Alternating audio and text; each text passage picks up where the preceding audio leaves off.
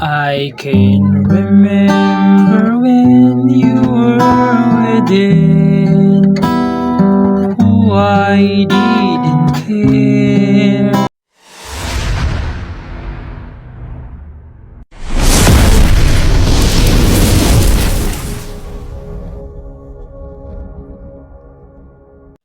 Hello mga ka-idol! So ngayon, meron na naman akong bagong kantang ituturo sa inyo, no?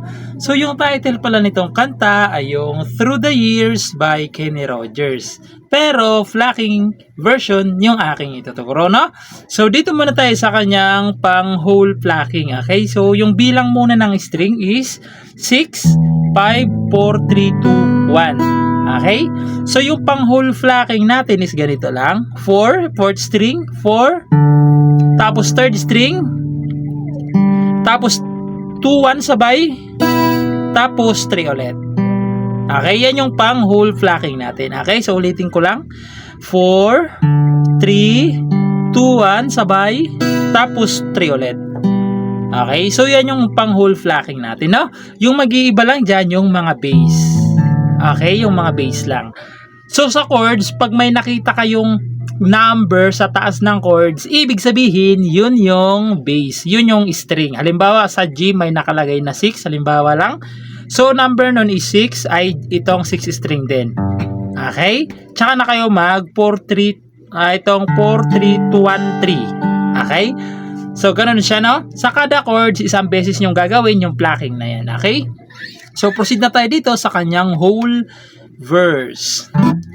So, yung whole verse niya rito mga ka-idol is G. Ayan. May nakalagay sa taas na number na 6. Okay? Ibig sabihin, yan yung bass niya. Okay? So, ayan, G. Yung G, first string, second string, fifth string, tsaka sixth string.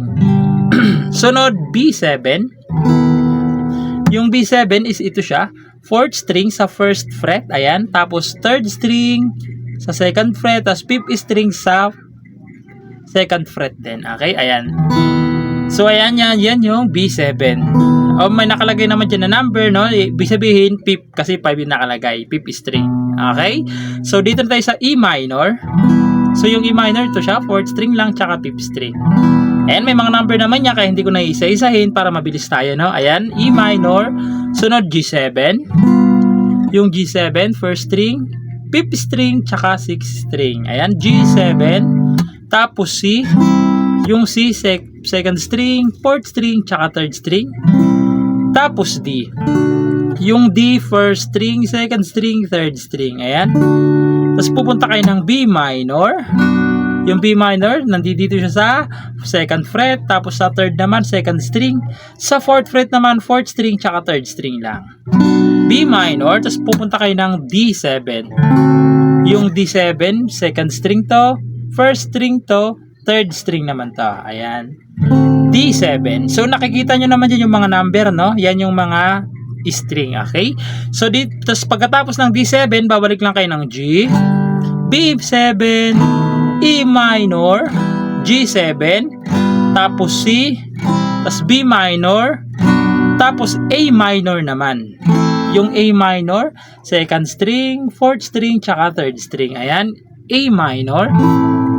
So, meron din diyang nakalagay na number, no? Tapos, babalik kayo sa D. Okay? So, yan na yung mga kabuuhang verse niya, no? So, pang whole verse na yan. So, pagpasensyahan nyo na kasi medyo mahaba, no? So, sasampulan ko naman kayo ng kanta para mas maintindihan nyo, no? So, babagalan ko lang. So, ganito siya kapag kinantahan.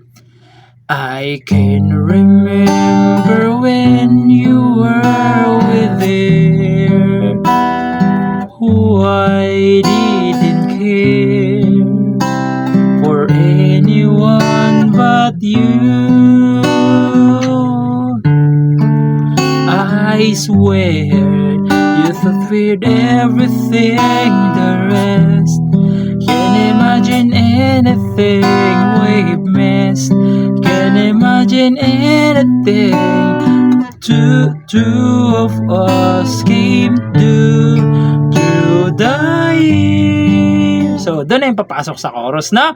So, proceed naman tayo doon sa kanyang chorus. So, yung chorus niya naman dito mga ka-idol, wait lang, yan. So, yung chorus niya naman dito mga ka-idol is G, A minor, tapos A minor. So, hindi ko na isa-isa yung string, no? Kasi naturo ko naman na kanina, okay? So, may mga number din yan para hindi kayo malito, okay? Ayan, A minor. Tapos, D7. Tapos, B minor. Tapos, babalik lang kayo ng E minor. Tapos, A minor ulit. Tapos, D7 naman. Okay? Pagkatapos nyan, pupunta lang kayo ng B minor. K minor. A minor. D7. Tsaka B minor.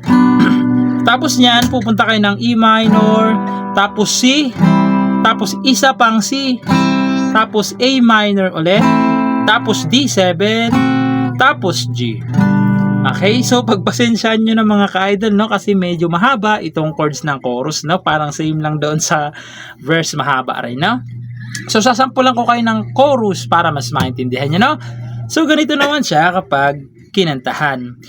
Through the years, I've never let me down. You've turned my life around. The sweetest days I found with you. Through the years, I've never been afraid. I've loved my life we made. And I'm so glad I stayed right here with you. Through the years. Tapos, instrumental. Okay, yung instrumental niya is G, E minor, A minor, tapos D7. Okay? Tapos babalik lang ulit kayo doon sa kanyang verse. Okay? So pagpasensyahan nyo ng mga ka-idol kung medyo mahaba-haba talaga itong mga chords, no? So kung gusto nyo ng strumming version nito is gagawan din natin. Comment nyo lang dyan sa baba, no? So ayun lang. Sana nagustuhan nyo yung tutorial natin ngayon. And goodbye!